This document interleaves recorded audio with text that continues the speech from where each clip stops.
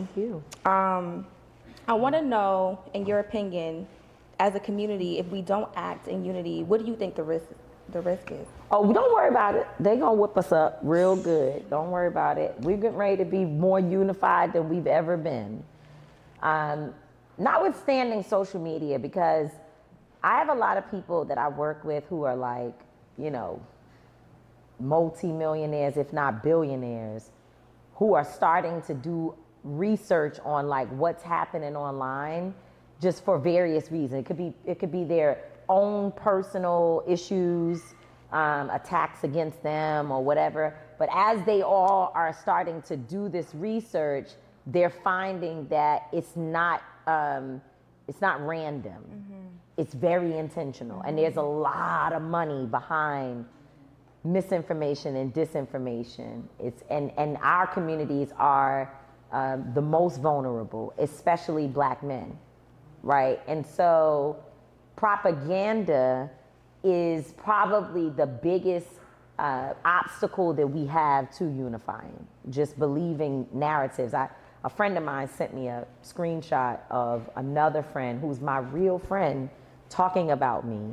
And the friend who sent it said, I have to send this to you because I need you to know, one, that this person who you trust has gone off MAGA completely. And two, I just want you to see like what people, the narratives that are developing in their minds. And so this other friend was like, oh, they're paid protesters, you know, it's fake, you know, they're making more money than you and me, and you know, if there's they should think about. This is a Black person who is telling another Black person that if people are upset about deportation, maybe they should go to Africa. Like, just saying things that I don't know them to be that way, but I do know that the propaganda machine has been grabbing people and they're gone. It's like they go into a tunnel, a universe that you can't believe it. You're sitting there talking to your friend or your loved one saying, are you okay? Like, what are you saying? Where did you get this stuff from? Fox News and all of these things. And once they get hooked, it's just, that's it. And the person said, I don't know if they're using drugs. They're actually not. It's the drug is the propaganda. And so that's a big obstacle for us.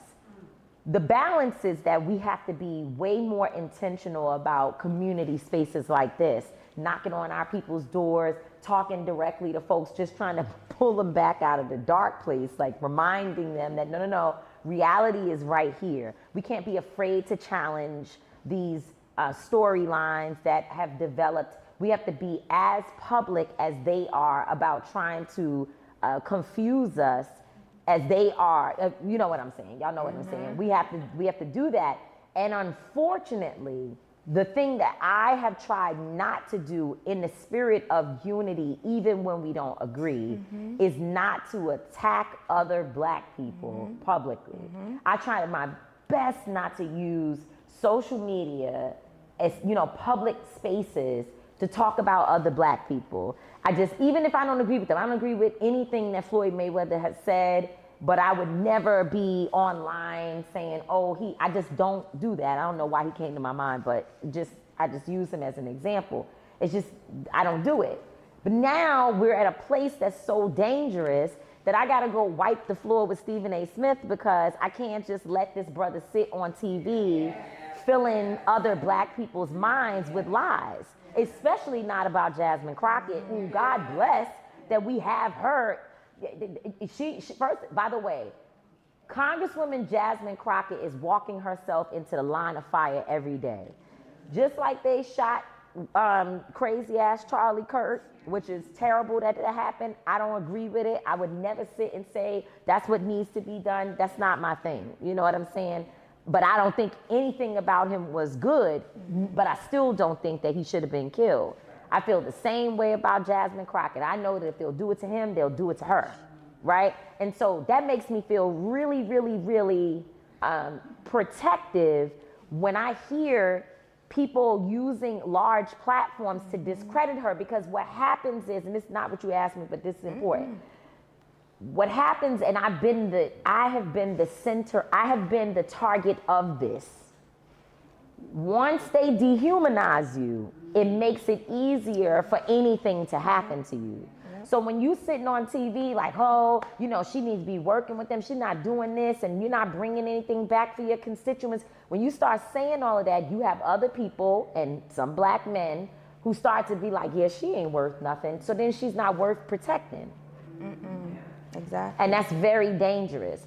So I'm saying all of this to say we're in a space now where we actually have to, when we hear something, do something about it. We got to use our voices. That's a lot of work, by the way. It's a lot of work.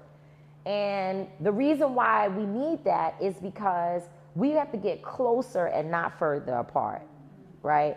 We're going to have to, the way in which this administration is attempting to dismantle our communities and to destroy any progress that we've made. They're being very, they wrote it in a 900-page document. This is not some stuff they came up with the night before or the night after the election, right? They have been working to figure out what does the demise of our communities look like for a long time. That's why they started with the anti-DEI stuff, because they knew that it would cripple black women, right? And our economic power. And now you start to see organizations are having to close.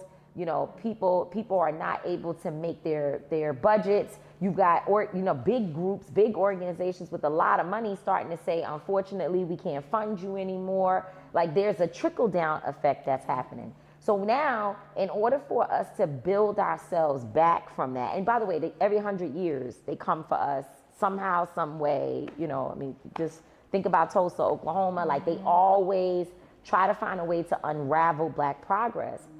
And when that happens, the only solution for right-siding it and going back in the other direction is we have to take care of one another. We have to be one another's mutual aid. We have to be one another's thought partners and start, groups, organizations, book clubs, everything to educate ourselves. We have to use church basements and, living rooms and functions to reimagine what does it look like to be successful, to hold on to what we have, and ultimately to take care of our children.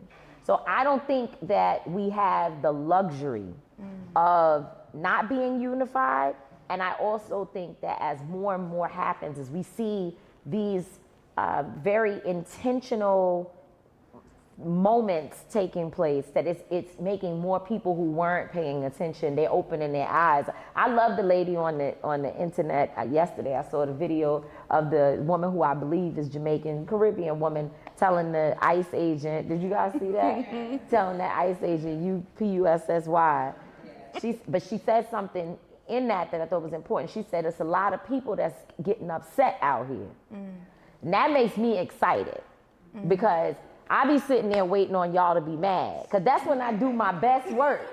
I do my best work when the black people are mad. When the black people ain't really making noise, I can't do what I do. But when y'all get mad, then I be like, they got my back. Let me go out here and say the thing. I mean, here we are, right?